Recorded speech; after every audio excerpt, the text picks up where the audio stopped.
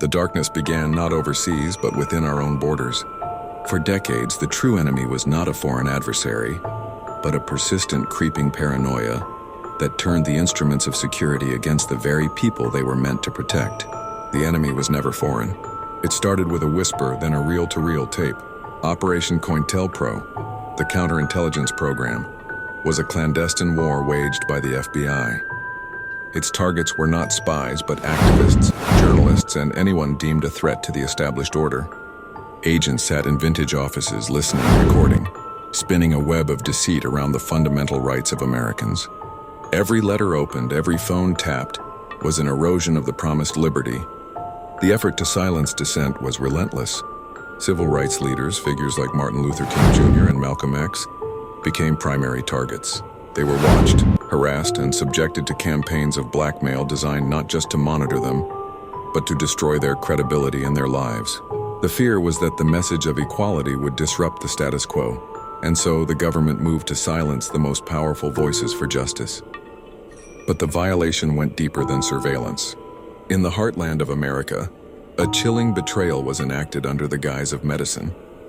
The Tuskegee syphilis study, hidden for 40 years, was not a treatment trial, but a cruel observation. Hundreds of men were left to suffer and die, denied the cure, simply so doctors could watch the disease's final devastating effects. The most vulnerable were treated as laboratory animals, a cold, hard stain on the nation's medical and moral conscience.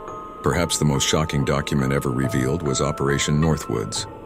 In 1962, the highest levels of the military drafted plans to stage terrorist attacks on American soil, blaming them on Cuba to justify an invasion.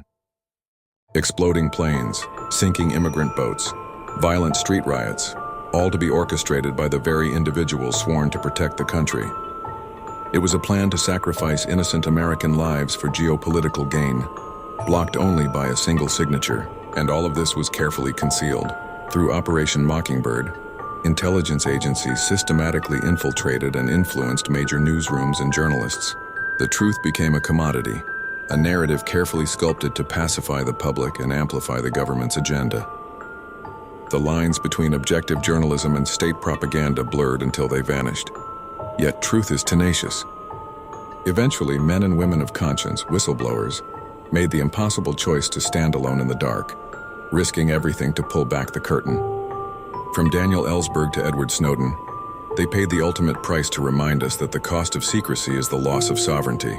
The question is no longer what they are hiding, but how much we are willing to risk to know. They said it was all for your safety, but when the light exposes the shadow, the real cost becomes clear.